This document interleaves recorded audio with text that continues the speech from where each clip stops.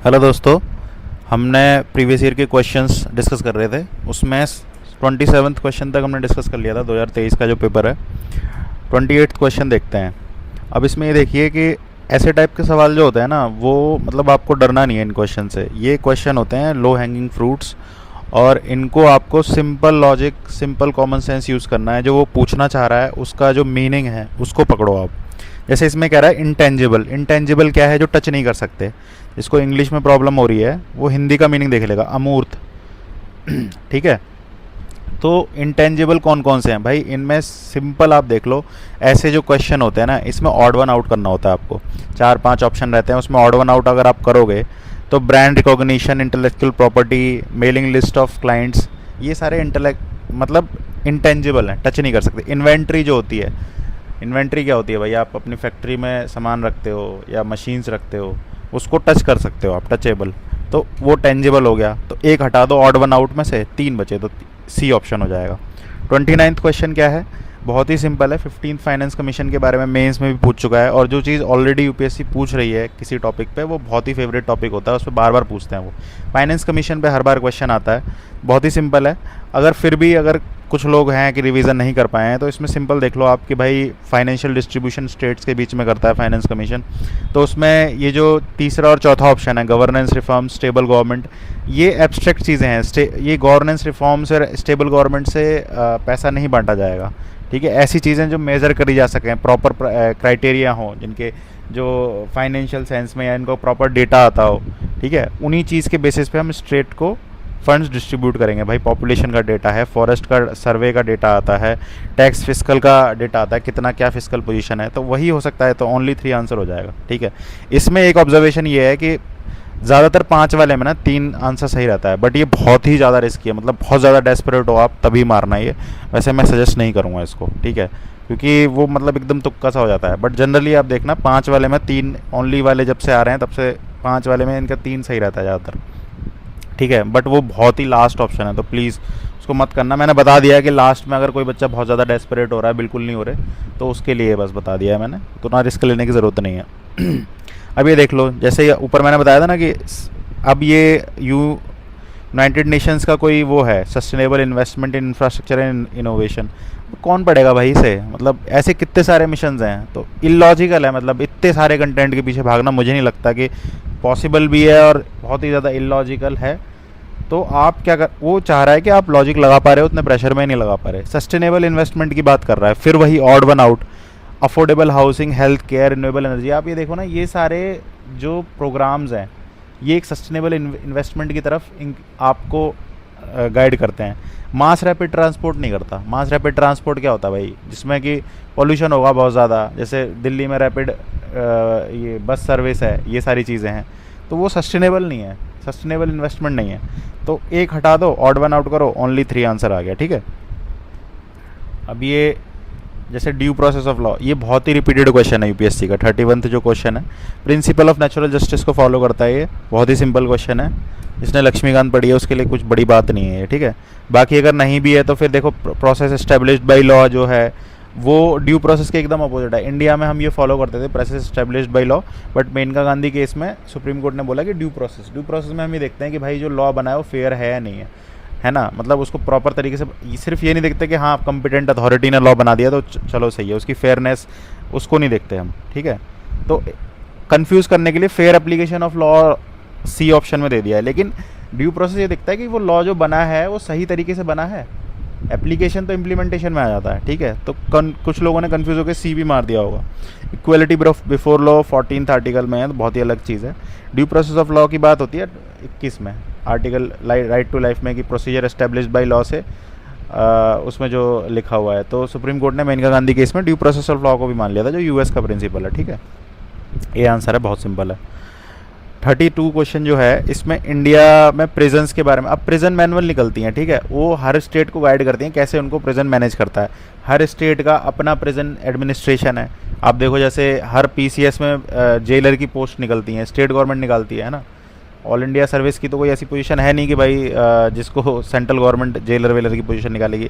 तो ये normal information आपको पता है, उसी से आप समझ जाओगे प्रिजन स्टेट गवर्नमेंट मैनेज करती है। और दूसरी चीज़ मैंने जो आपको बताई थी कि अगर ये सबसे सिंपल क्वेश्चन होते हैं, या इसमें एक तो ट्रिक ये होती है कि आप एक गलत ढूंढ लो तो दूसरी आपको ज़रूरत भी नहीं है जानने की, एक गलत मिल गई आपका आंसर आ जाएगा। दूसरा पोजीशन क्या जो होती है इसमें कि दोनों कॉन्ग्रुएंट अगर दिख रही हैं, ठीक है, लॉजिकल हैं, दोनों का कंसेप्चुअल सही कंसेप्ट सही से लिखा है, तो ए आंसर आ जाता है, एक्सप्लेन कर रही होती हैं तो, या फिर बी। ठीक है, तो प्रिजन हमें पता है स्टेट गवर्नमेंट के अंदर आती हैं भाई। सिंपल सी चीज़ लिखी हुई है, एक normal C cheese option A में। ऑप्शन बी में लिखा है कि 1894, ये आप स्पेक्ट्रम में पढ़ते होगे, प्रिजन एक्ट है, या फिर प्रिजन रिफॉर्म्स में भी आप पढ़ते होगे कि बहुत ही पुराना है। तो मतलब ये रहता है कि नया एक्ट लाओ प्रिजन रिफॉर्म्स में, बहुत बार पढ़ा होगा। तो तभी कहता हूँ मेंस और पीटी की इन्फो जो तैयारी है वो आपस में कंपैटिबल होनी चाहिए, उससे बहुत फ़ायदा होता है। प्रिजन रिफॉर्म्स के बारे में जिसने पढ़ा होगा, एक्ट का ज़रूर पढ़ा होगा वो। ठीक है, तो ए ऑप्शन आ जाएगा उससे कि दोनों सही हैं भाई, दोनों एक दूसरे को एक्सप्लेन कर रही हैं। अब ये क्या है भाई, चीफ पर्पस कॉन्स्टिट्यूशन का क्या है, ये फिर से रिपीटेड, मतलब 2-3 साल में तो लगातार पूछ रहे हैं, एक साल पर। कॉन्स्टिट्यूशनलिज्म का मतलब क्या होता है, गवर्नमेंट लिमिटेड बाई लॉ, तो वही है, पावर गवर्नमेंट को लिमिट करती है गवर्नमेंट की पावर, कॉन्स्टिट्यूशनलिज्म, तो वही पर्पस है। बहुत ही रिपीट कर रहे हैं ये क्वेश्चन। 33 का सी।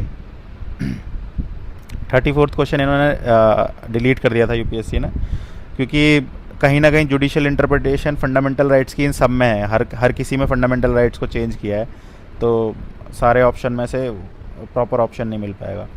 अब ये देखो कॉन्स्टिट्यूशन बॉडी है, अब ये national commission for backward classes अभी बनी है कॉन्स्टिट्यूशन बॉडी, वही आंसर है। बाकी सारी human rights commission statutory body है, लॉ कमीशन एक रेजोल्यूशन से बनाई गई बॉडी है, एग्जीक्यूटिव बॉडी है, and national consumer dispute redressal, ये भी कंज्यूमर प्रोटेक्शन एक्ट के अंडर स्टैट्यूटरी बॉडी है। तो कॉन्स्टिट्यूशन बॉडी एक होगी, ये आंसर हो जाएगा। अब 36 हम देखते हैं। 36 में क्या चीज़ बोल रहा है ना, ये प्रेसिडेंट से रिलेटेड है। प्रेसिडेंट का इलेक्शन हुआ था उस टाइम, उसके 1-2 साल पहले, तो इसलिए क्वेश्चन आया था।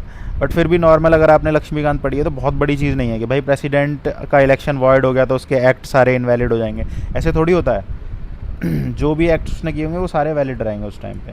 वो वहाँ पे प्रेसिडेंट कैपेसिटी में वो एक्ट कर रहा था, एग्जीक्यूटिव अथॉरिटी, जो कि काउंसिल ऑफ मिनिस्टर से एडवाइस लेके बनाते हैं। फिर इलेक्शन पोस्टपोन्ड हो जाएंगे क्योंकि लेजिस्लेटिव असेंबली डिसॉल्व हैं, उनके इलेक्शन हो रहे हैं। ये सारी स्टेटमेंट अगर आपने नॉर्मल प्रेसिडेंट इलेक्शन के बारे में पता है कि भाई प्रोसेस है 5 साल में होनी ही होनी है, तो सारी इनकॉन्ग्रुएंट हैं, सारी लॉजिकल स्टेटमेंट हैं, तो डी नन आंसर आ जाएगा। बहुत ही सिंपल लक्ष्मीकांत का क्वेश्चन है, इसमें कोई ट्रिक टेक्नोलॉजी कुछ लग नहीं रही है, सिंपल फैक्चुअल क्वेश्चन है ये। 37th क्वेश्चन जैसे आप देखेंगे, फाइनेंस बिल के बारे में इसका गलत आंसर दिया है भाई यूपीएससी ने। ऐसा हम लोग बता देते हैं कि भाई यूपीएससी हमेशा ही सही करेगी, वो नहीं होता है। ये फाइनेंशियल बिल को ध्यान में रखते हुए इन्होंने आंसर दिया है। Financial bill of type 1 type 2 जो आर्टिकल 117 में होते हैं, फाइनेंस बिल तो बजट का ही पार्ट होता है, जो कि मनी बिल ही होता है, तो इसका आंसर गलत दिया है इन्होंने। अगर आपके बारे में फाइनेंस बिल के बारे में आपको पता है मनी बिल का, तो उससे जो आंसर निकलेगा, अगर ऑप्शन निकलेगा, यूपीएससी ने अलग आंसर दिया है। तो ये चीज़ है। लक्ष्मीकांत, मतलब मैं ये बता रहा हूँ, लक्ष्मीकांत आप ढंग से पढ़ के जाओ, उसके कोई क्वेश्चन गलत नहीं होने चाहिए। मतलब 8 से 10-12 सवाल जो आते हैं वो आपके आराम से सही होने चाहिए, उसमें बिल्कुल सोच के दिमाग लगा करना है, सिली मिस्टेक्स नहीं करनी है उनमें, क्योंकि वो लो हैंगिंग फ्रूट है, वो बाहर से नहीं आएगा। ठीक है, कम्युनिटी रिजर्व्स के बारे में बात कर रहा है भाई। वाइल्ड लाइफ प्रोटेक्शन एक्ट में कम्युनिटी रिजर्व है, कंजर्वेशन रिजर्व है, सेंचुरीज़ हैं और नेशनल पार्क्स हैं, उनको कौन हैंडल करता है, उसका वो कौन होगा, चीफ वाइल्ड लाइफ वार्डन, जो स्टेट का होता है। वाइल्ड लाइफ प्रोटेक्शन एक्ट के अंदर ही होता है chief wild life warden. Wild life protection act अगर आप पढ़ोगे तो उसमें सारी डेफिनेशंस देती हैं, सबके रोल्स दिए हुए हैं। तो स्टेट गवर्नमेंट का जो भी अंडर आते हैं ये सारी चीज़ें, उनका जो गवर्निंग अथॉरिटी होता है चीफ वाइल्ड लाइफ वार्डन होता है, इंडियन फॉरेस्ट सर्विस वाला। तो पहला स्टेटमेंट बहुत ही सिंपल है वाइल्ड लाइफ प्रोटेक्शन एक्ट के बारे में, एनवायरनमेंट में आप, तो वही है। देखो क्या है ना, हम एनवायरनमेंट में इतनी सारी स्पीशीज़ वगैरह पढ़ लेते हैं, स्पीशीज़ के मैंने कितने सारे ट्रिक्स बताए, वो आप इतनी ज़्यादा नहीं पढ़ पाओगे स्पीशीज़। तो ये जो बेसिक्स है ना, यही काम आ रहे हैं आपके। देखो वाइल्ड लाइफ प्रोटेक्शन एक्ट का बेसिक क्वेश्चन है, स्टेटमेंट्स बनाई, चीफ वाइल्ड लाइफ वार्डन के बारे में आपको पता हो। अगला सवाल देख, अगला स्टेटमेंट देखो, hunting is not allowed in such areas. सही बात है भाई, प्रोटेक्शन के लिए बनाया है, तो हंटिंग अलाउ कैसे कर देंगे। ठीक है, अब बाकी के नीचे वाले जो स्टेटमेंट्स है उसमें देख लो भाई, ट्रेडिशनल एग्रीकल्चर प्रैक्टिसेस कैसे अलाउ करेंगे भाई, /1 एग्रीकल्चर है।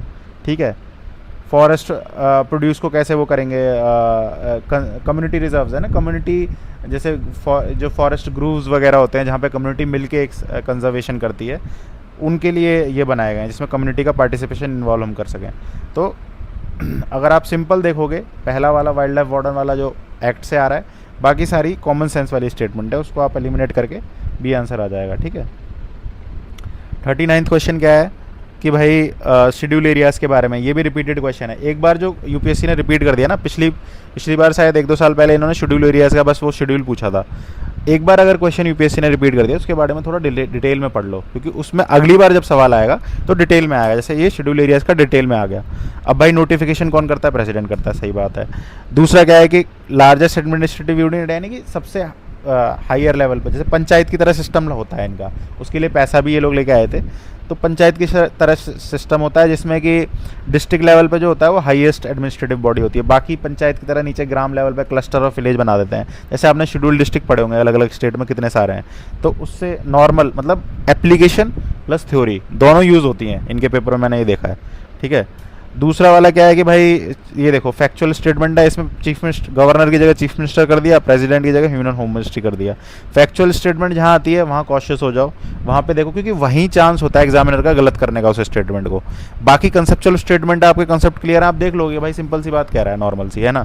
लेकिन फैक्चुअल है, वहाँ पर वो प्रेसिडेंट की जगह होम मिनिस्ट्री कर दिया, चीफ मिनिस्टर कर दिया गवर्नर की जगह, तो वहाँ कॉशियस हो जाओ, वहीं पे दिमाग लगाओ कि यही चांस है एग्जामिनर के पास गलत करने का। तो इसका बी आंसर आ जाएगा ओनली 2। 40 क्वेश्चन जो है इसमें क्या बोला है कि भाई लक्ष्मीकांत का फिर से सिंपल क्वेश्चन।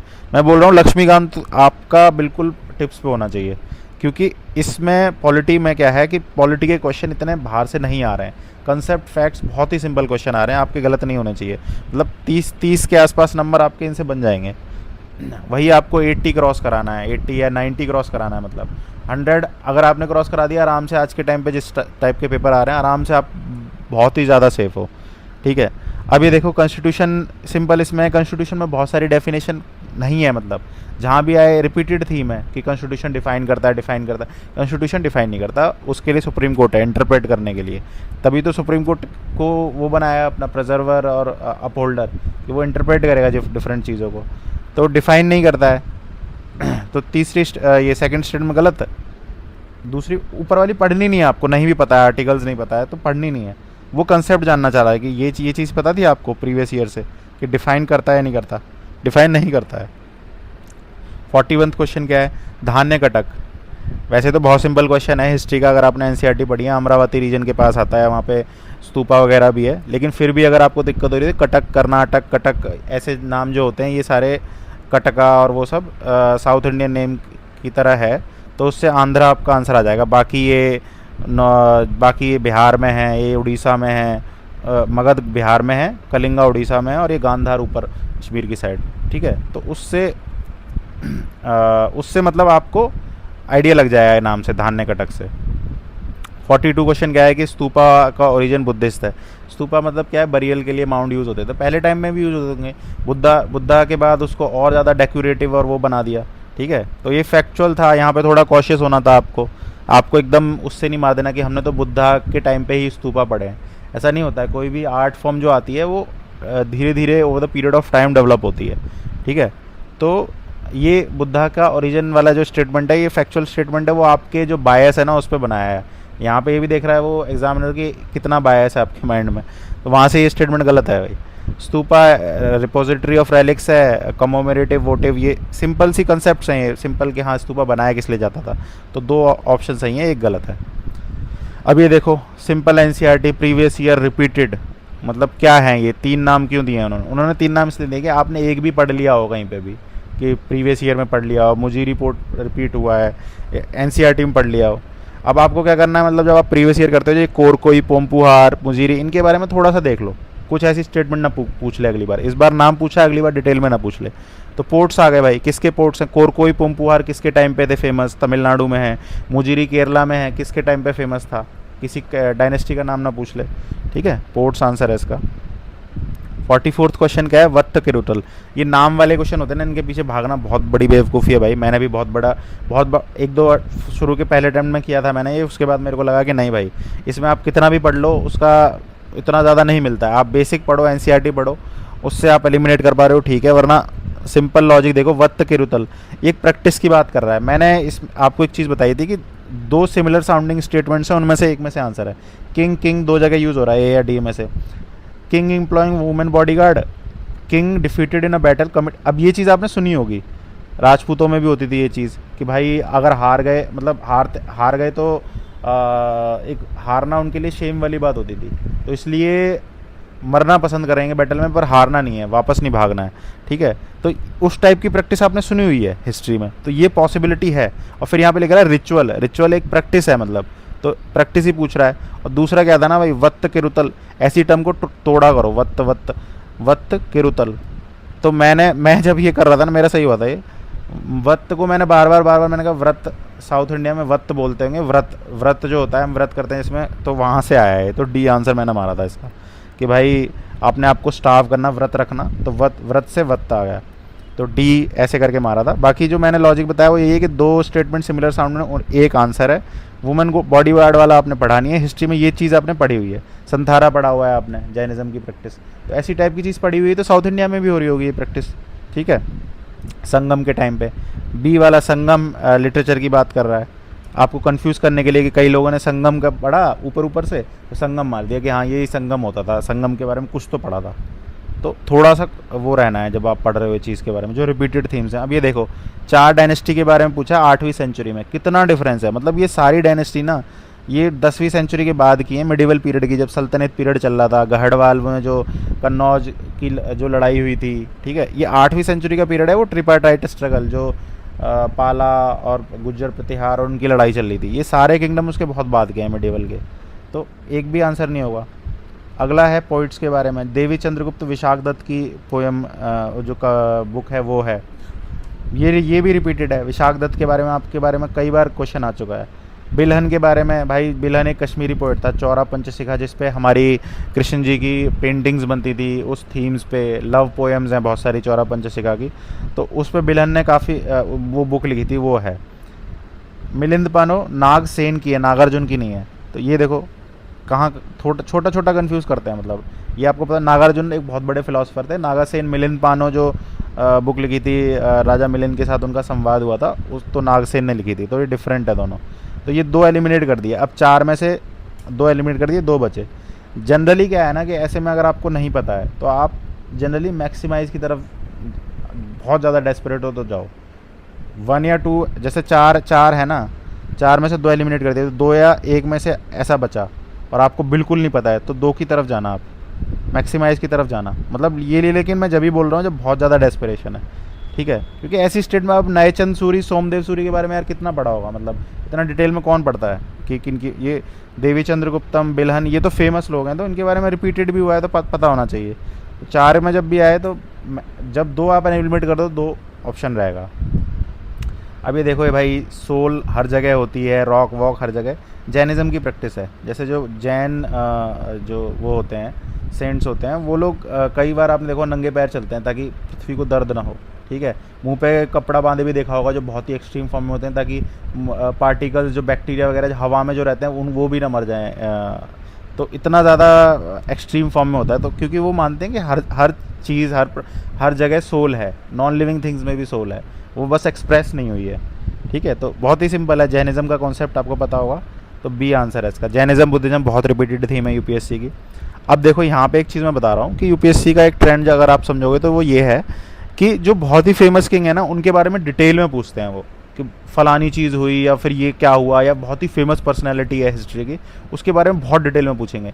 लेकिन अगर बहुत ही एकदम नॉर्मल है ना, उसके बारे में बहुत सिंपल चीज़ पूछ लेंगे, या कुछ उसका कॉरोनेशन का डेट पूछ लेंगे, या फिर पूछ लेंगे कौन सी डायनेस्टी से बिलोंग कर रहा है। लेकिन इतनी डिटेल में चीज़ पूछ रहे हैं कि भाई तुंगभद्रा रिवर के ऊपर ऐसा डैम वैम बनाया था, कौन था। तो आप जब आप विजयनगर किंगडम के बारे में पढ़ोगे ना, वहाँ पे बहुत सारे राजा हुए, तो वहाँ पे फेमस कृष्णदेव राय थे, और ये देव राय भी बहुत फेमस थे।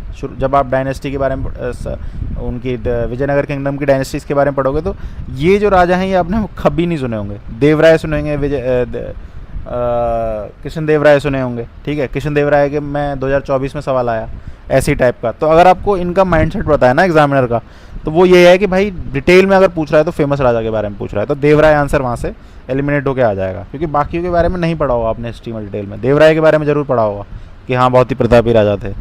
अगला वाला वही सेम उसी थीम पे कि इनमें से फेमस कौन सा है, दीव सरेंडर किया था, ट्रीटी का नाम नहीं आ रहा, ट्रीटी बहुत ही फेमस ट्रीटी है वो, उसके टाइम पे ये पुर्तगीज़ को दिया था। तो बहादुर शाह गुजरात के राजा थे, उन्होंने दिया था।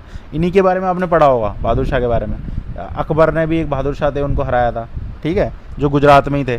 तो जो एक राजा फेमस है उसका डिटेल में ये पूछेंगे, तो सी आंसर है इसका, ठीक है। बाकी के बारे में आपने उतना डिटेल में शायद ना पढ़ा हो। मोहम्मद शाह रंगीला तो शायद मुग़ल वाले थे, अहमद शाह भी, तो महमूद बेगरा ये गुजरात के थे। बट बहादुर शाह के बारे में आपने ज़रूर डिटेल में पढ़ा होगा जब आप हिस्ट्री पढ़ रहे होगे। तो वही माइंडसेट है, वही पढ़ने का एक तरीका मैं बता रहा हूँ। फिर भी अगर आपने नहीं पढ़ा है तो आपको ये पता होना चाहिए कि कौन सा वाला फेमस था, तो उसके बारे में डिटेल में इतना पूछ रहा होगा। जो फेमस है वो इसलिए है क्योंकि उसने बहुत सारे काम किए हैं अपने रीन में, बहुत सारा किंगडम को जीता है, बहुत सारे कंस्ट्रक्टिव वर्क किए हैं, इरिगेशन वर्क किए हैं, इसीलिए वो पूछ रहा है उनके बारे में, ठीक है। गवर्नर जनरल, बहुत सिंपल क्वेश्चन, रिपीटेड, 1833 विलियम बेंटिक्टो बनाया था, ठीक है। तो 50 क्वेश्चन हम कर लिए, आगे की वीडियो में करेंगे। Thank you very much.